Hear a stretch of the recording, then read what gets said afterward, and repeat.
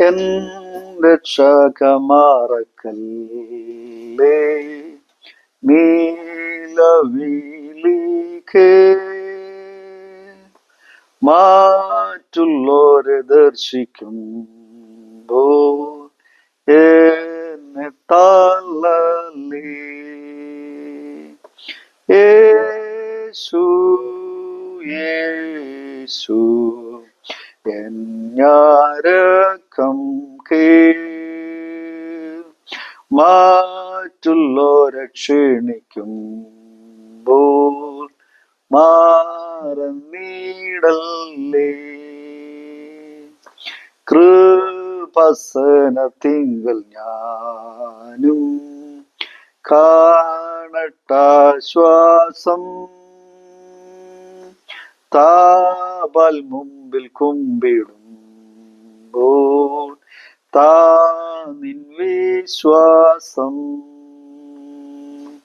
യേശു യേശു N ഞരക്കം കേൾ, മാറ്റുള്ളോരെ ക്ഷീണിക്കുമ്പോൾ മാറന്നീടല്ലേ.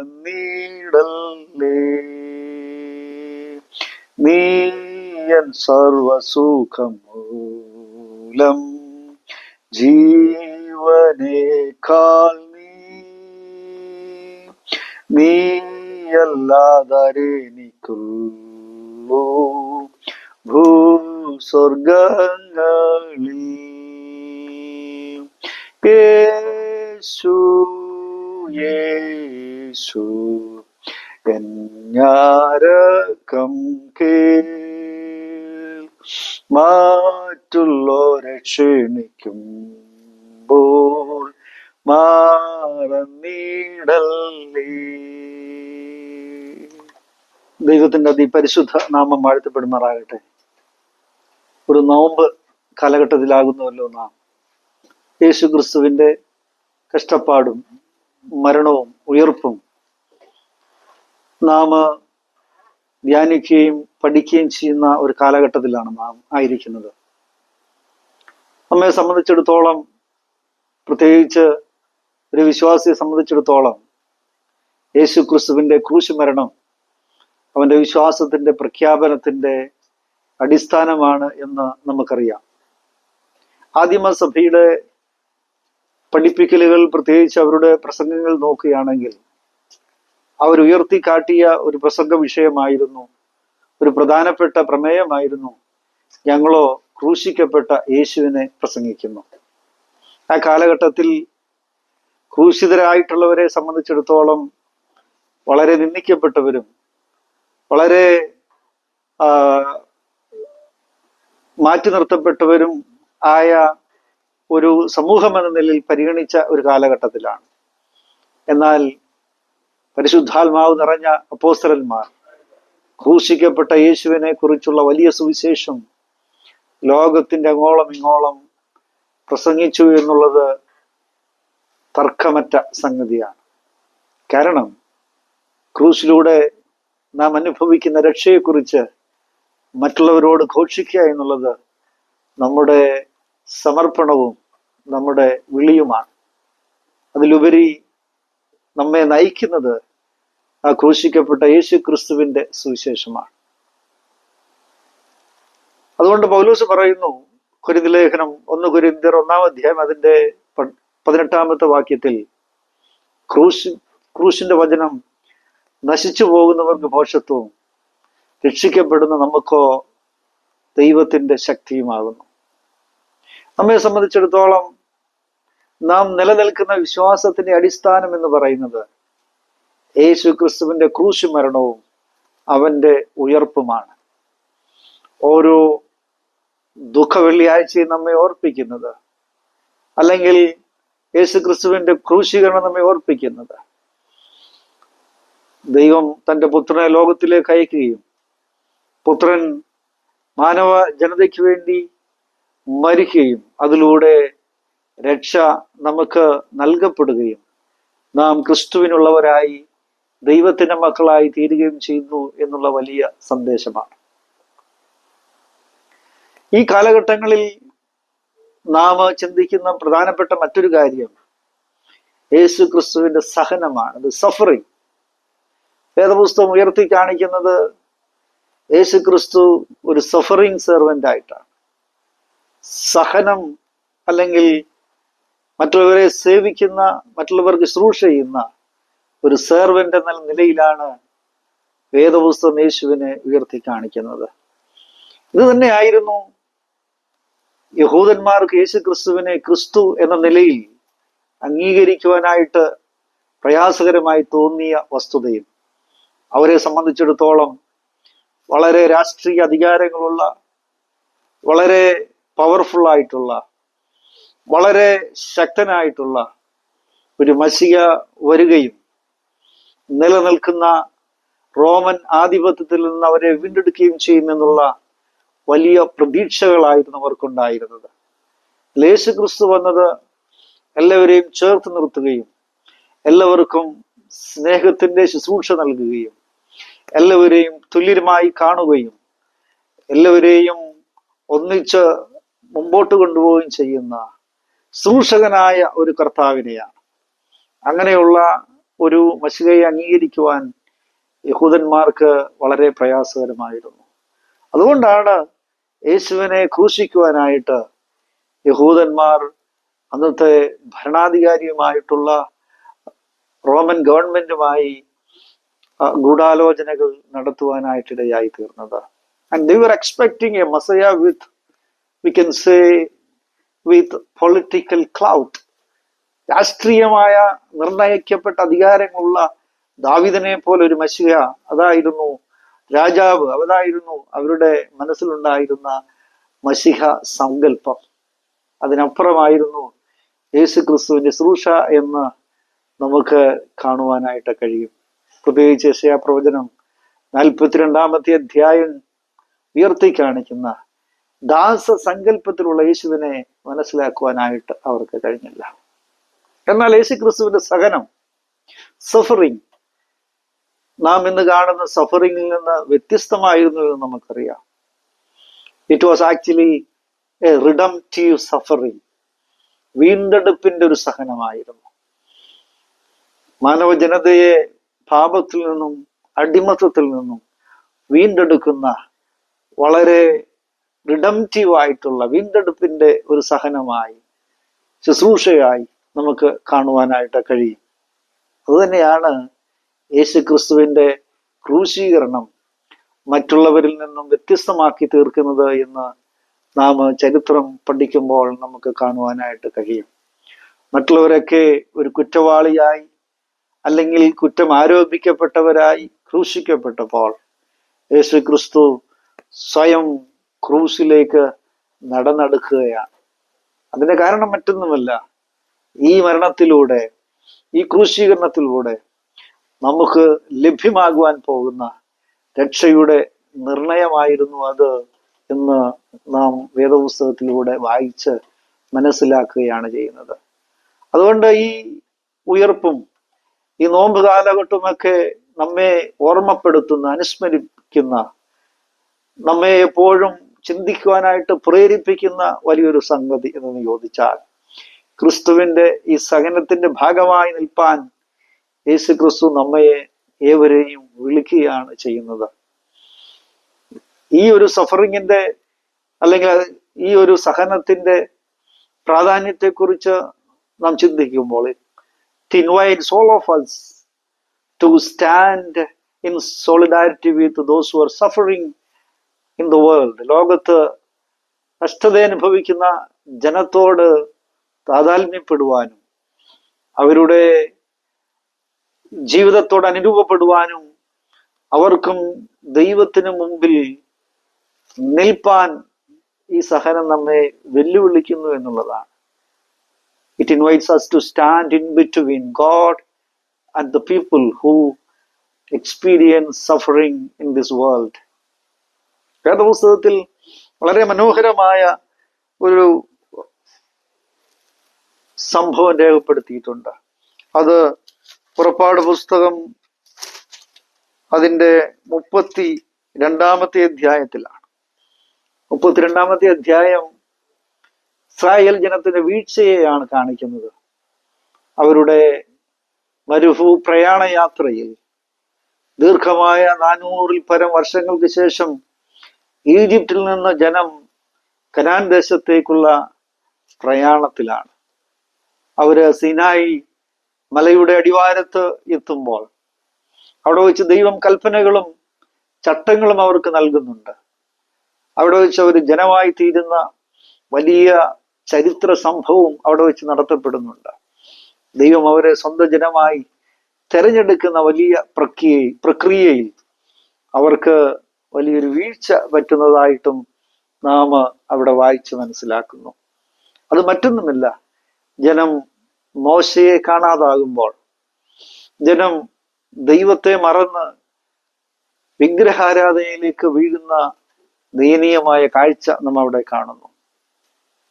കർത്താവിനോടുകൂടെ യാത്ര തിരിച്ചവരായിരുന്നു, പാട്ടോടുകൂടെ, വിശ്വാസത്തോടുകൂടെ, പ്രതീക്ഷകളോടുകൂടെ ഒരു വാഗ്ദത്ത ദേശത്തേക്ക് യാത്ര തിരിച്ച ദൈവത്തിന്റെ ജനം അവരുടെ യാത്രയുടെ ആദ്യമേ തന്നെ ദൈവത്തെ മറക്കുന്ന വലിയ കാഴ്ച നാം ഈ 32-ാം അധ്യായത്തിൽ വായിച്ച് മനസ്സിലാക്കുകയാണ്. മോശ പർവ്വതത്തിൽ നിന്നിറങ്ങി വരുമ്പോൾ ജനം കാളക്കുട്ടിയെ ആരാധിക്കുന്നു. ജനം പാപം ചെയ്തു, ദൈവവുമായുള്ള ബന്ധത്തിൽ നിന്ന് മാറിപ്പോകുന്ന കാഴ്ചയാണ് നാം അവിടെ കാണുന്നത്. അപ്പോൾ മോശ പറയുന്ന പ്രധാനപ്പെട്ട ഒരു കാര്യമുണ്ട്. അത് 32-ാമത്തെ അധ്യായം അതിന്റെ 30-ാമത്തെ വാക്യത്തിൽ ഇപ്രകാരം നാം വായിക്കുന്നു: പിറ്റേന്നാൾ മോശ, നിങ്ങളൊരു മഹാപാപം ചെയ്തിരിക്കുന്നു. ഇപ്പോൾ ഞാൻ യഹോവയുടെ അടുക്കൽ കയറി ചെല്ലും. പക്ഷെ നിങ്ങളുടെ പാപത്തിന് വേണ്ടി പ്രായശ്ചിത്തം വരുത്തുവാൻ എനിക്കിടയാകും എന്ന് പറഞ്ഞു. ജനത്തിനു വേണ്ടി മോശ പർവ്വതത്തിലേക്ക് കയറിപ്പോവുകയാണ്. അവരുടെ പാപത്തെ ദൈവമുമ്പാകെ ഏറ്റുപറഞ്ഞ് വീണ്ടെടുക്കുന്ന ഒരു മധ്യസ്ഥന്റെ ശുശ്രൂഷ മോശയിൽ നാം കണ്ട് മനസ്സിലാക്കുകയാണ്. അവരുടെ സഹനത്തിൽ നിന്നും, അവരുടെ വീഴ്ചയിൽ നിന്നും, അവരുടെ പാപത്തിൽ നിന്നും മോശ അവർക്ക് വേണ്ടി ദൈവത്തോട് അപേക്ഷിക്കുന്ന മനോഹരമായ കാഴ്ചയാണ് നാം കാണുന്നത്. ക്രിസ്തുവിന്റെ സഹനങ്ങളെക്കുറിച്ചും ക്രിസ്തുവിന്റെ കഷ്ടപ്പാടിനെ കുറിച്ചും മരണത്തെക്കുറിച്ചും ഉയർപ്പിനെ കുറിച്ചും നാം ചിന്തിക്കുന്ന ഈ അവസരത്തിൽ അത് നമ്മെ ഓർപ്പിക്കുന്ന വലിയൊരു സത്യമാണ്.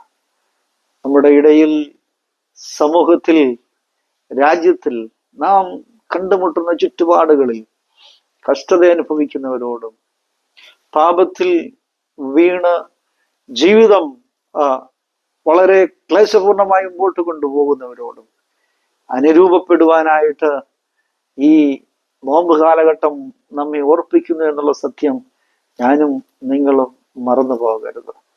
So each and every Lent season invites us to stand in between God and people, particularly those who suffer in this world. ലോകത്ത് കഷ്ടത അനുഭവിക്കുന്നവരോട് ചേർന്ന് നിൽപ്പാൻ എനിക്കും നിങ്ങൾക്കും കഴിയുമോ? യേശു ക്രിസ്തു അതാണ് ചെയ്തത്. ക്രൂശ് നമ്മെ വിളിക്കുന്നത് ഈ ഒരു കഷ്ടതയിൽ ക്രിസ്തുവിനോടുകൂടെ നാം പങ്കാളികളാകുമോ? അതൊരു വെല്ലുവിളിയായി ഏറ്റെടുക്കുവാൻ നമുക്ക് കഴിയുന്നുവെങ്കിൽ ഈ ഒരു നോമ്പ് കാലഘട്ടം നമ്മുടെ ജീവിതത്തിലെ അർത്ഥപൂർണമായിട്ടുള്ള ഒരു കാലഘട്ടമായി പരിണമിക്കും എന്ന് വളരെ സ്നേഹത്തോടെ ഓർപ്പിക്കട്ടെ. ദാനിയേൽ പ്രവചനം 7-ാമത്തെ അധ്യായത്തിലേക്ക് നാം വരുമ്പോൾ ദാനിയേൽ തന്റെ ജനത്തിനു വേണ്ടി മധ്യസ്ഥത അണയ്ക്കുന്നത് നമുക്ക് കാണുവാനായിട്ട് കഴിയും. ബാബിലോണിൽ പ്രവാസ കാലഘട്ടത്തിലാണ് ദാനിയേൽ ജീവിക്കുന്നത്. ദാനിയേലിന് മനസ്സിലായി തന്റെ ജനം അങ്ങ് കനാൻ ദേശത്ത് കഷ്ടതയിലും പ്രയാസത്തിലുമാണ്. അവരുടെ ആരാധനാലയം നഷ്ടപ്പെടുകയും അവർക്കുണ്ടായിരുന്നതെല്ലാം കൈമോശം വന്നു പോവുകയും ചെയ്തു. നമ്മളിവിടെ വായിക്കുന്നത് ദാനിയേൽ തന്റെ ജനത്തിനു വേണ്ടി ദൈവത്തിന്റെ മുമ്പാകെ പ്രാർത്ഥിക്കുന്നത് ദാനിയേൽ പ്രവചന പുസ്തകത്തിൽ നാം വായിച്ച് മനസ്സിലാക്കുകയാണ് ചെയ്യുന്നത്. എനിക്കും ഇന്ന് നിങ്ങളുമായി പങ്കുവയ്ക്കുവാനായിട്ടുള്ളത്, മറ്റുള്ളവർക്ക് വേണ്ടി നിൽപ്പാനുള്ള വലിയൊരു വെല്ലുവിളി എനിക്കും നിങ്ങൾക്കും ഏറ്റെടുക്കുവാനായിട്ട് കഴിയുമോ? ദാസന്റെ ജീവിത ക്രമങ്ങളെക്കുറിച്ച് യെശയ്യാവ് പറയുന്നുണ്ട്, ദൗത്യത്തെക്കുറിച്ച് യെശയ്യാവ് പറയുന്നുണ്ട്. അതിലൊന്ന് പറയുന്നത്, ചതഞ്ഞ ഓട അവൻ ഒടിച്ചു കളയുകയില്ല, പുകയുന്ന തിരി അവൻ കെടുത്തി കളയുകയില്ല. ജീവിതത്തിൽ അരികുവൽക്കരിക്കപ്പെട്ട അനേകരുണ്ട്. ജീവിതത്തിൽ ശബ്ദം നഷ്ടപ്പെട്ടു പോയവരുണ്ട്. ജീവിതത്തിൽ എല്ലാം നഷ്ടപ്പെട്ടു പോയ അനേകരെ നാം കാണുവാനായിട്ട് കഴിയും. അങ്ങോളം ഇങ്ങോളം നാം കണ്ടുമുട്ടുന്ന അനേകര് ജീവിതത്തിൽ യാതൊരു അർത്ഥവുമില്ലാതെ മുമ്പോട്ട് പോകുന്നവരാണ്. നോമ്പ് കാലഘട്ടം നമ്മെ ഓർപ്പിക്കുന്നത് ക്രിസ്തുവിന്റെ ശുശ്രൂഷ നാം ഏറ്റെടുത്ത് മുമ്പോട്ട് പോകുവാനായിട്ടാണ്. ചോദ്യം ഇതാണ്, do we have a gospel to tell? നമുക്ക് അവരോട് പറയുവാൻ എന്തെങ്കിലും സുവിശേഷമുണ്ടോ? ഈ ലോകത്ത് ജീവിതത്തിന് ലക്ഷ്യബോധം നഷ്ടപ്പെട്ട ഒന്നുമില്ലാത്തവരായി അനേകർ ജീവിക്കുന്ന ഈ കാലഘട്ടങ്ങളിൽ നമുക്ക് അവരോട് നൽകുവാൻ നമുക്കുള്ള ദൂത് എന്താണ്? നമുക്ക് പറയുവാനൊരു സുവിശേഷമുണ്ടോ? ഉണ്ട് എന്നുള്ളതാണ് എൻ്റെ വിശ്വാസവും ബൈബിൾ നമ്മെ പഠിപ്പിക്കുകയും ചെയ്യുന്നത്. മറ്റൊന്നുമില്ല. നമുക്കുള്ള സുവിശേഷം ക്രൂശിന്റെ സുവിശേഷമാണ്. ദൈവപുത്രനായ ക്രിസ്തു സ്വർലോകത്തിന്റെ സകല മഹിമകളും സകല മഹത്വം വെടിഞ്ഞ് ദാസവേഷമെടുത്ത് മനുഷ്യനായി അവതരിച്ച് മനുഷ്യന്റെ കഷ്ടപ്പാടുകളോടും മനുഷ്യന്റെ ബുദ്ധിമുട്ടുകളോടും മനുഷ്യന്റെ പാപ അവസ്ഥയോടും അനുരൂപപ്പെടുകയും അവന് വേണ്ടി ബലിയായി തീരുകയും ചെയ്ത വലിയ ബലിദാനത്തെക്കുറിച്ചും മഹായാഗത്തെക്കുറിച്ചും നാം ചിന്തിക്കുന്ന ഈ നാളുകളിൽ തീർച്ചയായിട്ടും അത് നമ്മെ ഓർമ്മപ്പെടുത്തുന്നത് നമുക്കും ചെയ്തു തീർക്കുവാൻ ഒരു ശുശ്രൂഷയുണ്ട് എന്നുള്ള വിലയേറിയ സത്യത്തിലാണ്. അതുകൊണ്ട് ഈ ശുശ്രൂഷ നമുക്ക് ഏറ്റെടുക്കേണ്ടത് ആവശ്യമാണ്. ഈസ്റ്റർ വെറും ഒരു വലിയ സെലിബ്രേഷനായിട്ട് നിലനിൽക്കാതെ ആഘോഷങ്ങൾക്കപ്പുറം ഈസ്റ്റർ ഉയർത്തി കാണിക്കുന്ന ഒരു സന്ദേശമുണ്ട്. ഈസ്റ്റർ ഉയർത്തി കാണിക്കുന്ന ഒരു ആത്മീക സന്ദേശമുണ്ട്. ഈസ്റ്റർ ഉയർത്തി കാണിക്കുന്ന ഒരു രാഷ്ട്രീയ സന്ദേശമുണ്ട്. അത് ഏറ്റെടുക്കുവാൻ നമുക്ക് കഴിയുമോ എന്നുള്ളതാണ് ചോദ്യം. കഴിയുമെങ്കിൽ ഈ വർഷത്തെ ഈസ്റ്റർ നമ്മെ സംബന്ധിച്ചിടത്തോളം ഏറ്റവും അനുഗ്രഹമായി തീരും എന്ന് ഞാൻ സ്നേഹത്തോടെ പറയുവാനായിട്ട് ആഗ്രഹിക്കുകയാണ്. ഉയർത്തെഴുന്നേറ്റ കർത്താവ് മറിയോട് പറയുന്നത്, നിന്റെ സഹോദരങ്ങളോട് പോയി പറക. എന്താണ് സഹോദരങ്ങളോട് പറയേണ്ടത്? ഞാൻ അല്ലെങ്കിൽ ക്രിസ്തു ഉയർത്തെഴുന്നേറ്റിരിക്കുന്നു. My death was not an end, but it's the beginning of a new life. എൻ്റെ മരണം ഒരവസാനമായിരുന്നില്ല, അത് വലിയ പ്രതീക്ഷയുടെ, വളരെ നിത്യതയുടെ ഒരു ജീവിതത്തിൻ്റെ തുടക്കമായിരുന്നു എന്ന് നിന്റെ സഹോദരങ്ങളോട്, എൻ്റെ ശിഷ്യന്മാരോട് പോയി പറയുക എന്നുള്ളതാണ് ദൗത്യം. നാം അത് ഏറ്റെടുക്കുവാനായിട്ട് തയ്യാറാകണം. മരണം ഒരവസാനമല്ലെന്നും അതിനപ്പുറേ ഒരു ജീവിതമുണ്ട് എന്നുമുള്ള ഒരു വലിയ സന്ദേശം ദൈവം തമ്പുരാൻ നമുക്ക് നൽകിയിരിക്കുകയാണ്. നമുക്കത് മറ്റുള്ളവരുമായി പങ്കുവയ്ക്കുവാൻ കഴിയുമോ എന്നുള്ള ചോദ്യത്തിന് മുമ്പിൽ നമ്മെ തന്നെ സമർപ്പിക്കുവാനായിട്ട് നമുക്ക് കഴിയുമോ എന്ന് ഈ ഈസ്റ്റർ നാം കൊണ്ടാടുമ്പോൾ ചിന്തിക്കേണ്ടത് ആവശ്യമാണെന്ന് സ്നേഹത്തോടെ ഞാൻ ഓർപ്പിക്കുവാനായിട്ട് ആഗ്രഹിക്കുന്നു. അതുകൊണ്ട് ഈ നോമ്പ് കാലഘട്ടം ദൈവമുമ്പാകെ നമ്മെ തന്നെ വിനയപ്പെടുത്തുകയും ദൈവം മുമ്പാകെ നമ്മെ തന്നെ രൂപാന്തരത്തിനായിട്ട് വിധേയപ്പെടുത്തുകയും ഈ ക്രിസ്തുവിന്റെ ക്രൂശിന്റെ വചനം മറ്റുള്ളവരോട് പങ്കുവയ്ക്കുകയും അവരെയും രൂപാന്തരത്തിലേക്കും വീണ്ടെടുപ്പിലേക്കും നയിക്കുന്ന സുവിശേഷത്തിന്റെ രക്ഷാകര പ്രവൃത്തിയിൽ പങ്കാളികളാകുകയും ചെയ്യുക എന്നുള്ളതാണ്. അതിന് നമുക്ക് ഏവർക്കും കഴിയട്ടെ എന്ന് ഞാൻ ആശംസിക്കുന്നു. ദൈവം നമ്മെ ഏവരെയും അനുഗ്രഹിക്കുമാറാകട്ടെ. ആമേൻ.